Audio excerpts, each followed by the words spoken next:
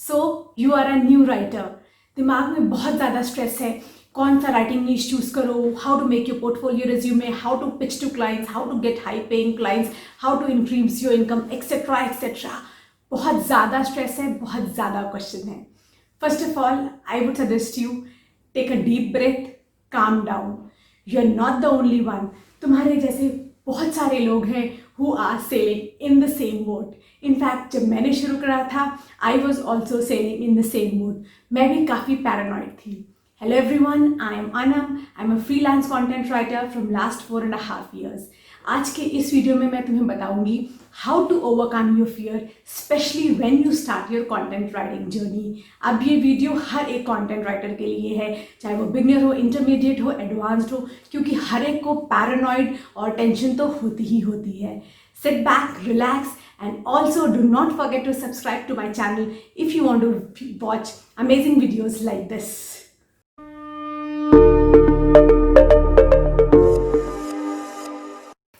There is a lot of information on the internet, lot of advices, lot of strategies, lot of tips.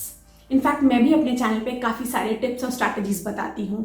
This lot of information develops a lot of stress and pressure in your mind, और ये pressure इतना ज़्यादा होता है कि you start doubting your capabilities. मैंने जब starting में इतनी सारी इन्फॉर्मेशन पढ़ी थी तो I was demotivated, I was under confident, I felt like content writing मेरे लिए बनी ही नहीं है। ना ही मेरे पास जर्नलिज्म की डिग्री है, ना ही मेरी राइटिंग हैबिट है, ना ही मुझे क्रिएटिव राइटिंग करनी आती है। So content writing is not meant for me. मुझे डर लगता था कंटेंट राइटिंग के लिए एक डिसेंट चार्ज करने में भी। आई वॉज फीलिंग मुझे एक आर्टिकल का कोई 100-200 दे दे तो वो ही बहुत है। So my advice is not to be underconfident. Be confident. You can do it. Content writing कोई एक हैबिट, कोई एक आदत या कोई एक हॉबी नहीं है। ये एक स्किल है, बाकी स्किल्स की तरह जो कि तुम्हें धीरे धीरे सीखनी है, लर्न करनी है, तभी प्रोग्रेस करोगे। You have to fake it to make it. मतलब तुम्हें अपने ऊपर कॉन्फिडेंस रखना होगा, तुम्हें दिखाना होगा कि तुम ये कर सकते हो। जब तुम दिखाओगे तभी तुम कर पाओगे। जितने भी सक्सेसफुल कंटेंट राइटर्स होते हैं उनके अंदर भी कोई ना कोई फियर होता है। So don't you worry, don't stress up, सब कुछ हो जाएगा, धीरे धीरे मेहनत करो। To overcome your fear you need support from family, friends and your peers. Go to your friends, go to your family, talk to them, tell them about तुम्हारे दिमाग में क्या चल रहा है, तुम्हें कहाँ डर लग रहा है, तुम कॉन्फिडेंट क्यों नहीं फील कर रहे हो। They will help you to believe in yourself, they will help you to gain confidence, they will motivate you.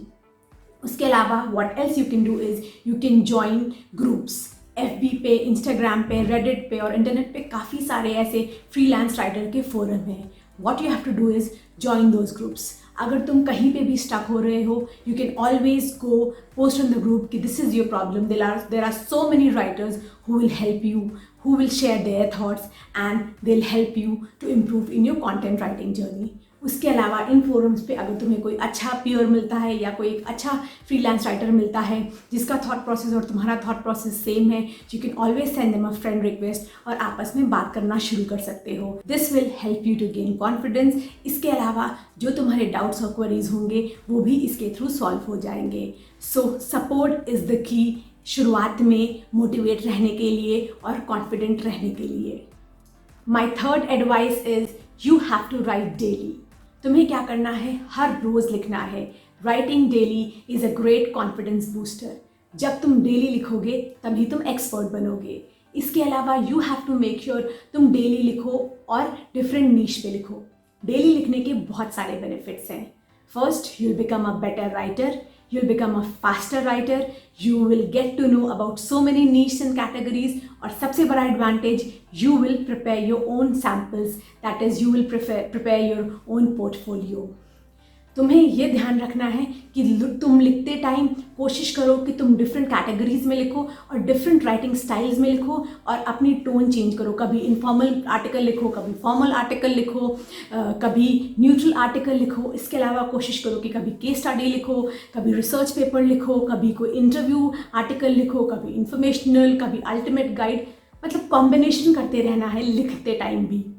ऐसा करोगे तो काफ़ी प्रैक्टिस होगी और काफ़ी तुम्हारी स्किल्स इम्प्रूव होंगी। The next thing is to set up your goals, Track them because goals keep you motivated and keep you driven. Suppose अगर तुम्हारा एक गोल है कि तुम्हें नेक्स्ट मंथ पे ₹20,000 अर्न करना है फ्रीलांस कंटेंट राइटिंग के थ्रू।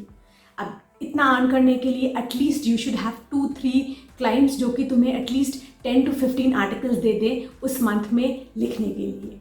अब 2 से 3 क्लाइंट पाने के लिए what you have to do is कि तुम्हें कम से कम 2 जॉब अपॉर्चुनिटीज़ को अप्लाई करना होगा ऑन अ डेली बेसिस और कम से कम 2 क्लाइंट्स को पिच करना होगा, कोल्ड ईमेल्स भेजनी होंगी।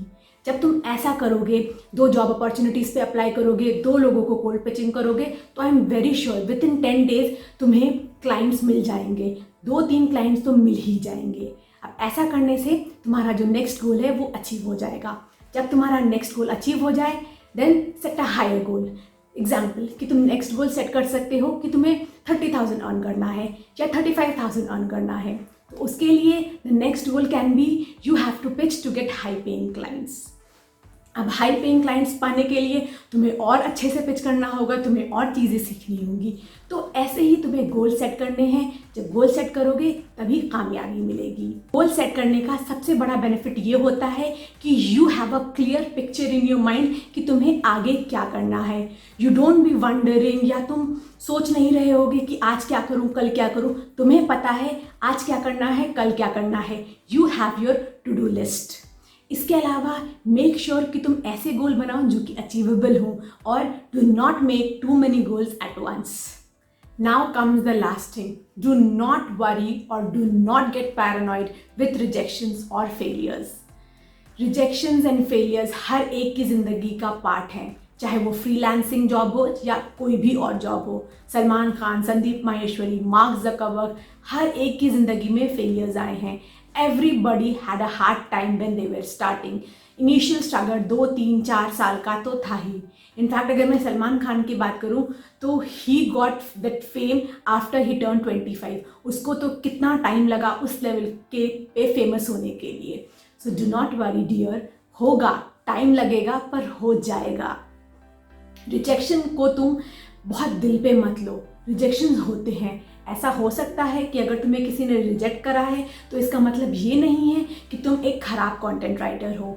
इसका मतलब ये भी हो सकता है कि जो तुम्हारा स्टाइल ऑफ राइटिंग है वो उस क्लाइंट को नहीं चाहिए। He is looking for somebody else और some other writing style.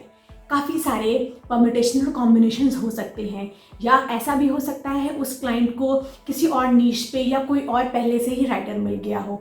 There can be a lot of reasons. सिर्फ एक ये रीज़न नहीं होगा कि तुम ख़राब राइटर हो इसीलिए तुम्हें क्लाइंट ने रिजेक्ट कर दिया। So do not worry dear, सब होगा पर धीरे धीरे होगा। बस तुम स्ट्रगल करो, डोंट गिव अप, और स्टार्टिंग में डू नॉट लुक कि तुम्हें कितना पैसा मिल रहा है। अगर तुम ये तीनों चीज़ें करोगे तुम्हें सब कुछ मिल जाएगा। So I end this video now. I hope कि तुम काफ़ी मोटिवेटेड फील कर रहे होगे, थोड़ा तो इंस्पिरेशन मिला होगा, और अगर मिला हो तो वीडियो को लाइक कर देना और मेरे चैनल को सब्सक्राइब कर देना। I meet you in my next one. Bye.